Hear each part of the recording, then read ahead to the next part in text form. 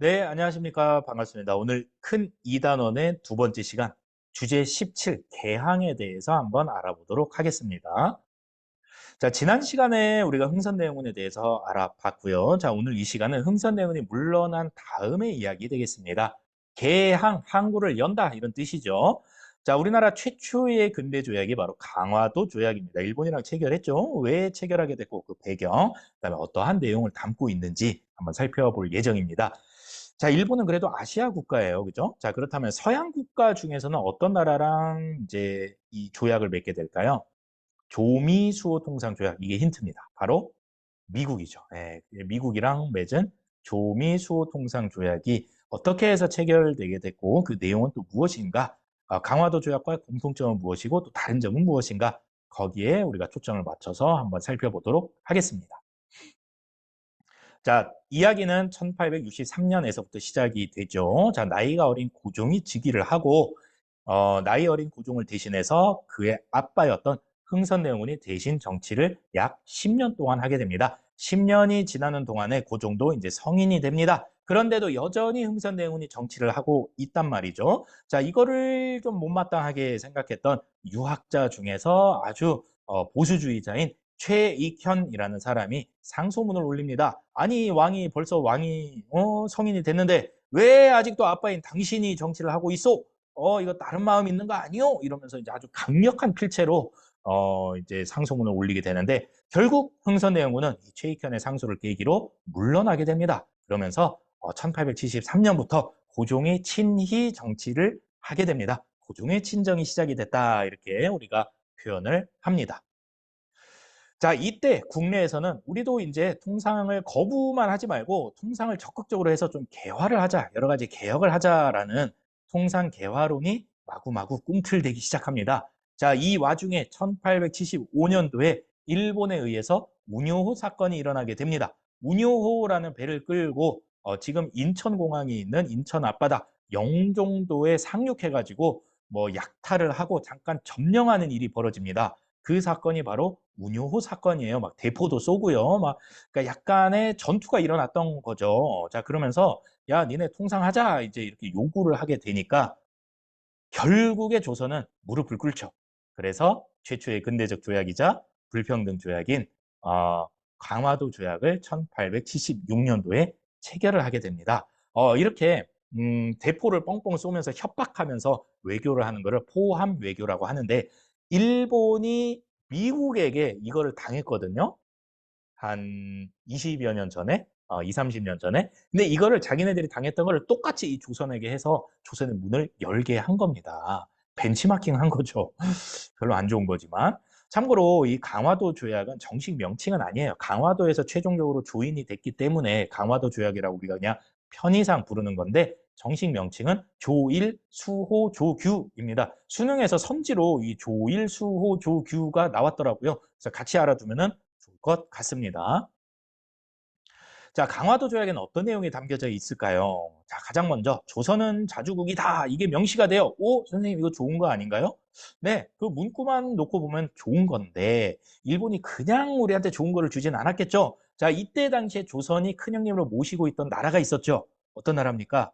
맞아요. 바로 청나라죠. 그래서 야, 니네는 청나라의 뭐 속국이 아니고 그 청나라 꼬봉 아니잖아. 니네 자주국이잖아. 라고 말을 함으로써 청나라의 간섭을 배제하려고 했었다라는 겁니다. 두 번째로 이제 개항을 해라라는 게 이제 명시가 되죠. 자, 일단은 부산을 개항하고 나머지는 이제 원산, 인천 여기 이제 나중에 개항이 됩니다. 세계 항구를 열어라라는 게 내용이고요. 자, 이를 통해서 이제 침략 거점을 삼기 위해 이렇게 개항을 요구했다라고 보면 되겠습니다.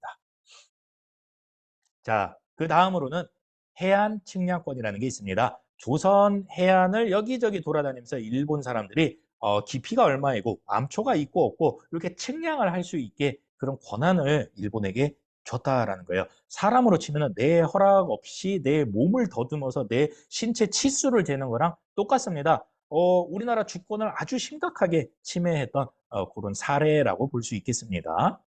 자, 마지막으로 영사재판권이라는 것도 명시가 됩니다. 다른 말로는 치외법권이라고 하는데 개항장 안에서 일본인이 어떤 죄를 지었을 때 우리가 처벌하지 못하고 일본으로 끌고 가서 일본 법에 따라서 처벌을 하겠다라는 겁니다. 분명히 우리나라 땅에서 일어난 범죄인데도 불구하고 그 사람이 일본인이면은 우리가 처벌을 못하게 한 겁니다. 그게 바로 영사재판권이에요. 자, 여러분, 영사재판권 지금도 남아있는 곳이 있어요. 그게 어디일까요? 바로 각국의 대사관입니다. 예를 들어서 미국 대사관 있잖아요. 미국 대사관에 허락 없이 무단으로 침입하는 거는 미국 영토에 비자 없이 들어간 거랑 똑같습니다. 아, 큰일 나요, 큰일 나. 전쟁 납니다. 네, 그런 게 아직도 있어요. 근데 이때는 어쨌거나 개항장 안에서 우리가 우리의 이 뭐랄까 법적인 그런 권력을 권한을 행사하지 못했다라는 점에서 좀 불평등하다라고 결론을 내릴 수 있겠습니다.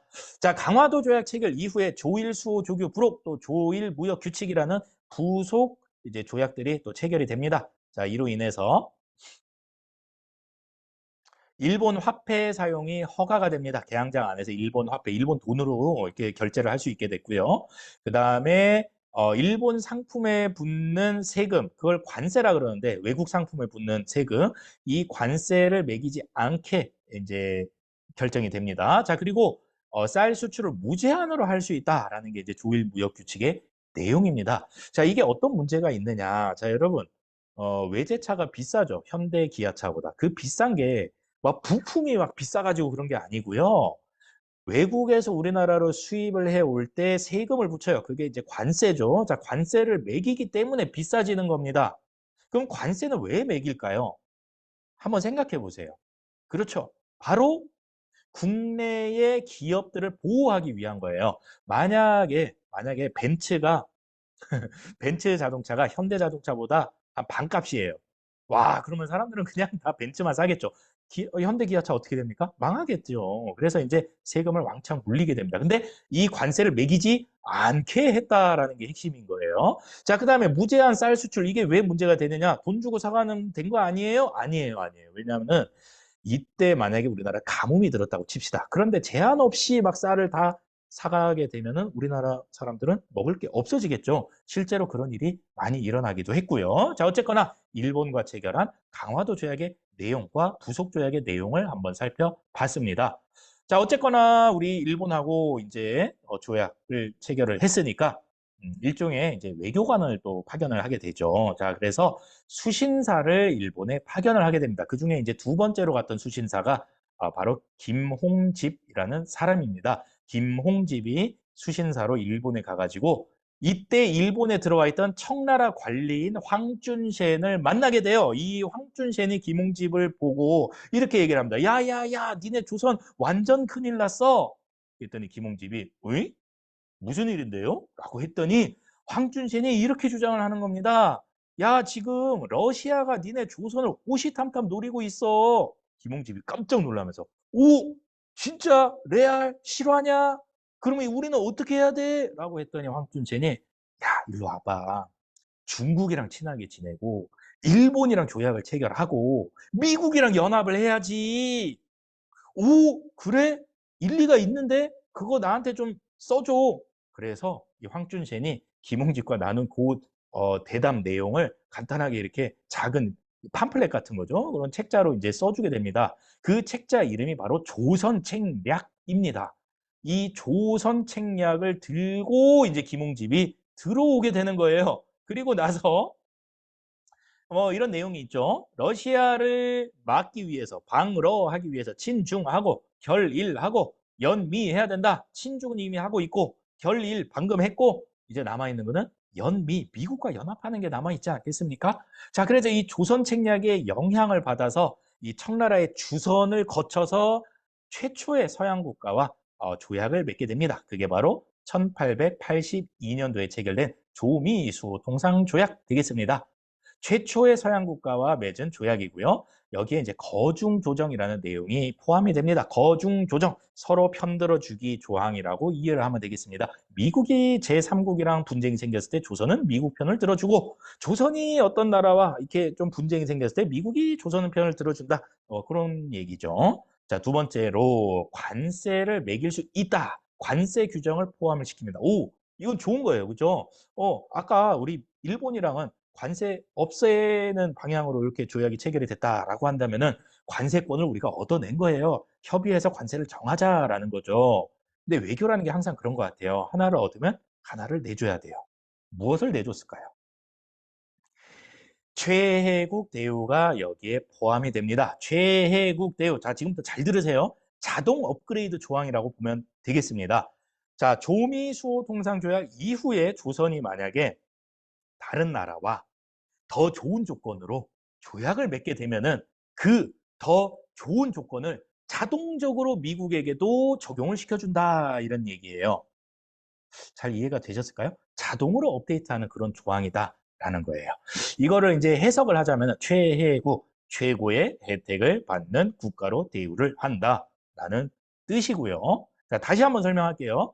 조선이 조미수호 통상조약 이후에 다른 나라와 조약을 맺었는데 그 조약의 내용이 지금 조미수호 통상조약보다 더 좋은 조항이다라고 하면은 미국에게도 자동으로 그 더 좋은 조항을 업데이트 시켜준다라는 얘기입니다. 자, 그다음에 일본과 마찬가지로 강화도 조약 때와 마찬가지로 영사재판권이 명시가 됩니다. 자, 따라서 계약장 안에서 미국인이 어떤 잘못을 저질렀을 때 우리가 처벌하지 못하고 미국 법에 의해서만 처벌을 할 수 있게 됐다라는 얘기입니다.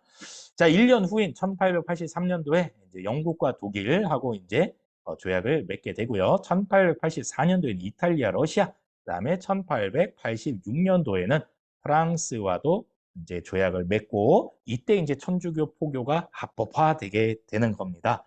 한 번 문이 열리니까 줄줄줄줄줄줄 들어오는 모습을 볼 수 있습니다. 자, 이렇게 됨으로써 우리나라는 흥선대원군이 펼쳤던 통상수교 거부 정책이 더 이상 먹히지 않는 그런 시대가 돼버린 겁니다.